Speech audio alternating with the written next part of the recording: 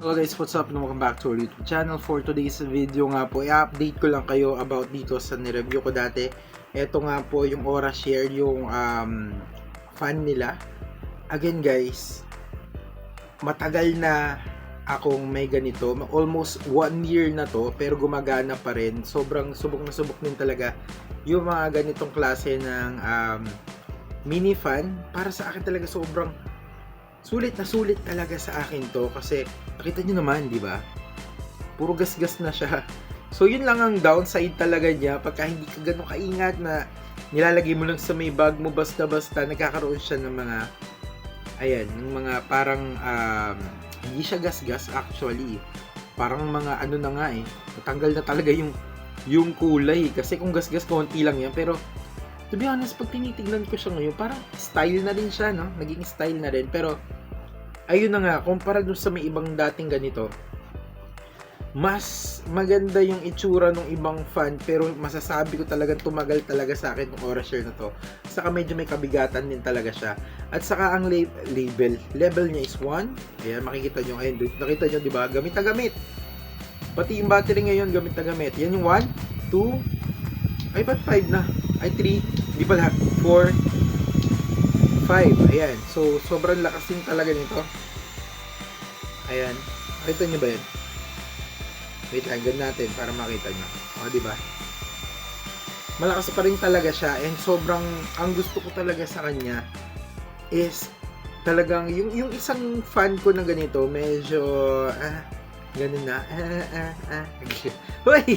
Hindi na talaga. I mean, kuwan na siya parang mas mabilis sa malobat. Ito, hindi naman ganun kabilis malobat. Huwag lang kayo 5. So, ito nga yung update natin dito. Sobrang okay pa rin siya. Medyo mabilis yung malobat ng konti kumpara nung una. Pero, goods pa rin talaga. Tumatagal pa rin talaga siya sa akin ng buong maghapon.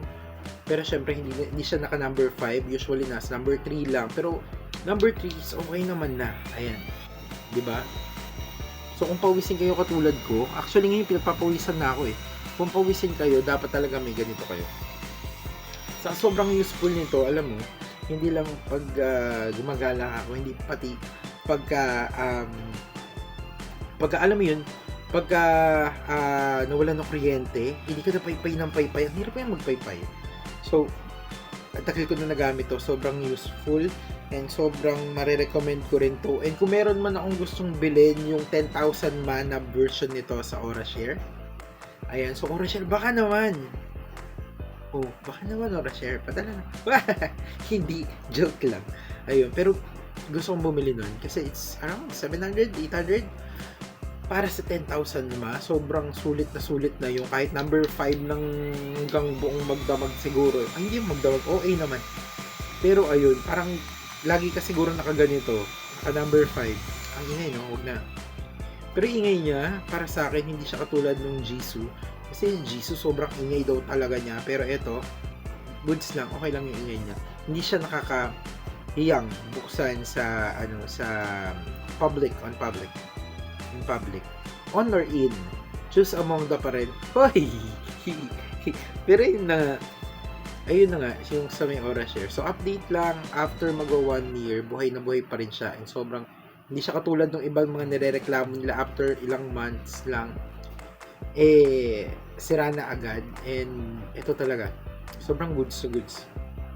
Marirecommend ko rin talaga yung Aura Share. Yun lang, maraming salamat, God bless. Ingat po kayo palagi. And, see you again sa another vlog po natin. Kung nagustuhan ito, mag-comment, mag-like, and mag-subscribe na nga po kayo. And hit na po yung notification bell para na ma-updated po kayo sa lahat ng ating mga vlogs. Yun lang.